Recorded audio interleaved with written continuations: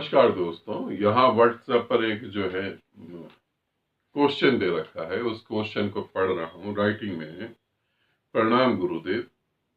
गुरुदेव, एक बात पूछनी है आपसे और मैं बहुत डरा हुआ हूँ, क्योंकि जहाँ रहता हूँ वहाँ किन्नर रहते हैं।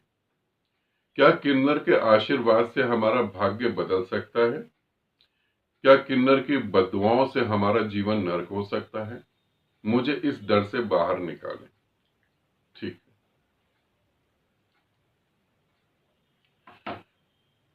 किन्नर,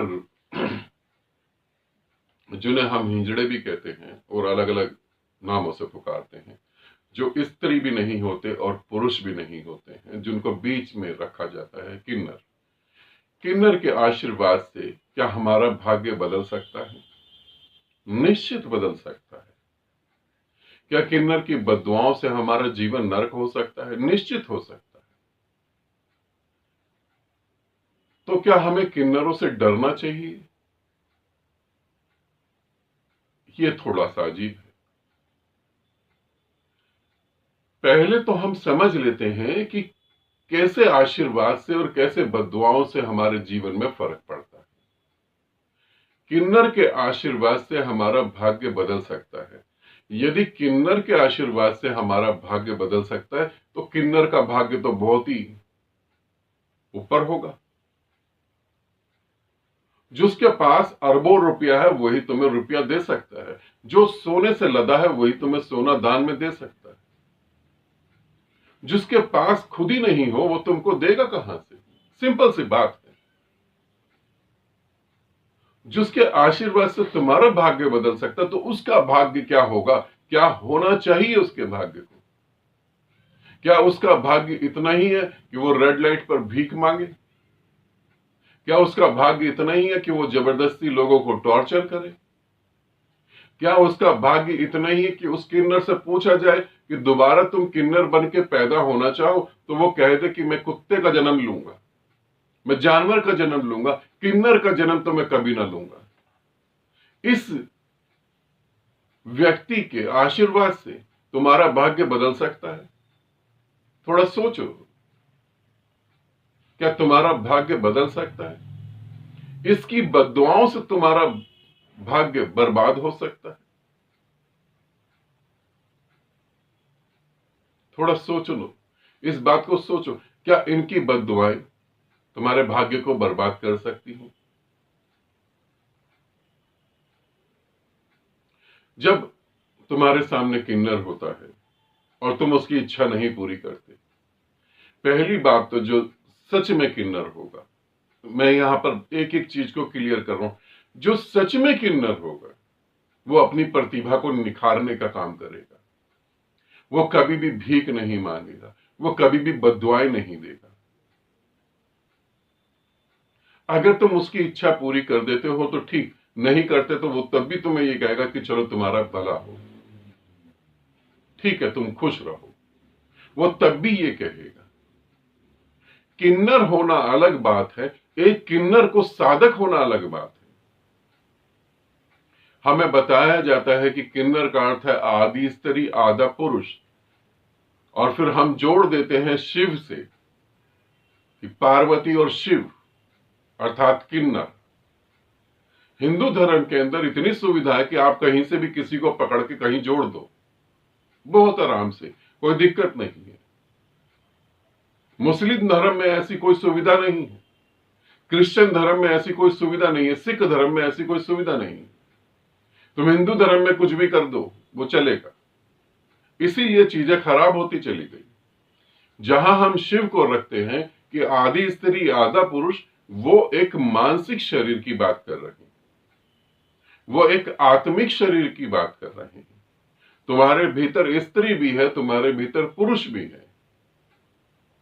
हर व्यक्ति के अंदर मां के भी गुण होते हैं, पिता के भी गुण होते हैं।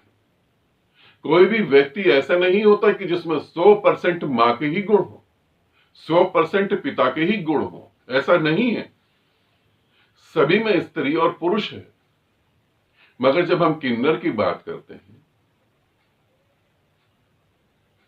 तो बातें बदल जाती है। हमें डराया गया है, हम डरे हुए हैं, और डर के कारण अगर कोई किन्नर कुछ बोल देता है बदतमीजी से, तो हम डर के कारण ऐसा सोचने लगते हैं कि अब हमारा दुर्भाग्य चालू हो गया। और सोचने के कारण अगर हो जाए तो बात अलग है।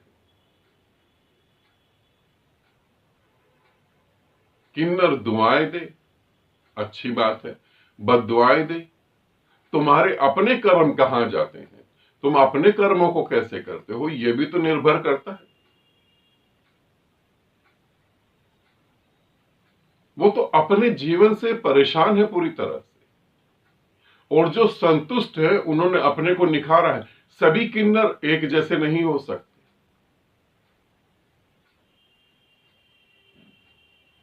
कुछ किन्नर पैसे के लिए बहुत गलत गलत काम करने लगते हैं, नशा करने लगते हैं, उनकी बुद्धि काम नहीं करती। और किन्नर जो है वो भी ऐसे ही वासनाएं रखता है जैसे आप लोग वासनाएं रखते हो। उसको भी प्रेम की चाह होती है, वो भी चाहता है कि कोई मुझे प्रेम करे, वो भी चाहता है कि मैं किसी से शादी करूं। तुम्हारे और उसमें सिर्फ थोड़ा सा फर्क है, इच्छाएं तो उसकी भी वही है जो तुम्हारी है। जब बीमार पड़ जाता है तो वो भी चाहता है कि मैं मरूं नहीं, तुम भी चाहते हो कि मैं मरूं नहीं। नहीं, उनके आशीर्वाद से तुम्हारे भाग्य को बदलने की जरूरत नहीं, वो नहीं बदल पाएगा। हाँ, यदि कोई किन्नर साधनाएं करता है और गहरी साधनाओं में उतरा हुआ है, तो पहली बात तो वो तुम्हें बद्दुआएं कभी दे ही नहीं पाएगा। यही बात आदमी और औरत पे भी लागू होती है। अगर कोई साधक है और गहरी साधना में उतरा तो तुम्हें बद्दुआएं नहीं देगा, क्योंकि वो जानता है कि मेरे अहंकार की तृप्ति की बात है। नहीं तृप्त हो रहा, कोई बात नहीं, कहीं और हो जाएगा, बद्दुआएं क्यों दूंगा मैं। इसीलिए किन्नर से डरने की जरूरत नहीं। और मैं ये भी कहना चाहूंगा, उनका अपमान करने की भी जरूरत नहीं है। बद्दुआएं देने की तो जरूरत जब पड़ती है जब आप उसका अपमान करते हो। वो हम सबकी तरह है, अपमान की जरूरत नहीं है। ठीक है, आपसे पैसा मांगा जा रहा है, आप उतना पैसा नहीं दे सकते, आप मना कर दो, बात खत्म हो गई। मैं बहुत सारे किन्नरों से मिला हूं, मेरे को तो कभी किसी भी किन्नर ने बद्दुआएं नहीं दी। कभी किसी किन्नर ने पैसे मांगे, मैंने नहीं दिए, कोई बद्दुआ नहीं दी। उन्होंने कहा ठीक, कोई बात नहीं। फिर तुम्हें बद्दुआएं कहां से किन्नर दे देगा? जब तुम किन्नर को चोट पहुंचाओगे, जब तुम उसे चोट पहुंचाओगे, जब तुम उसे अपशब्द बोलोगे, तो तुम्हें कोई भी बद्दुआ दे देगा भाई। फिर किन्नर की क्या बात है? जब तुम किसी की आत्मा को झंझोड़ दोगे, उसे दुखी और परेशान कर दोगे, तो कोई भी बद्दुआएं दे देगा।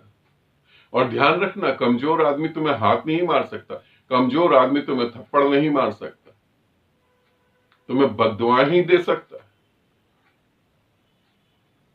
और जब कमजोर आदमी की तुम आत्मा तक दुखा दोगे, अंतर कण तक वो परेशान हो जाएगा तुम्हारी वजह से, तो वो जो बद्दुआएं देगा, इस पूरे ब्रह्मांड में कोई ऐसा परमात्मा नहीं है जो फिर तुम्हें बचा सके। इसका भी ध्यान रखना।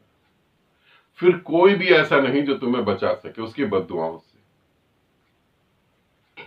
मेरे साधकों में कुछ साधक ऐसे हैं जिनके दादा परदादाओं ने किसी के साथ बहुत गलत करा, बहुत ही गलत करा, इतना गलत करा कि पूरा परिवार तड़प गया। और उस परिवार ने जब बद्दुआएं दी तो उनकी थर्ड जनरेशन और फोर्थ जनरेशन आज भी भुगत रही है उस बद्दुआओं को। तो किसी को इतना तो तुम ना करो तंग, तुम तंग करोगे तो वो बद्दुआएं जरूर देगी। रिस्पेक्ट करो, वो रिस्पेक्ट लायक है। पैसा नहीं देना, नहीं है नहीं दो, बात खत्म कर दो। मगर किन्नर के आशीर्वाद से और बद्दुआओं से चीजें बदल जाएंगी? बिल्कुल नहीं बदली। किन्नर को लेकर, आशीर्वाद को लेकर और बद्दुआओं को लेकर जो मैंने इस वीडियो में कहा है, अगर इस वीडियो को आप ढंग से देख लें, अच्छे से समझ लें, तो इसके बाद आपके मन में यह प्रश्न बिल्कुल नहीं उठेगा। ठीक है, ऐसे समझे। आप चाहते हैं कि आपके साथ अच्छा व्यवहार करा जाए, तो ये जरूरी है कि आप दूसरे के साथ भी अच्छा व्यवहार करें, तभी अच्छा व्यवहार मिल पाएगा। अदरवाइज बिल्कुल भी नहीं। आनंदित रहें, सदा खुश रहें। बहुत बहुत प्रेम आप सभी को।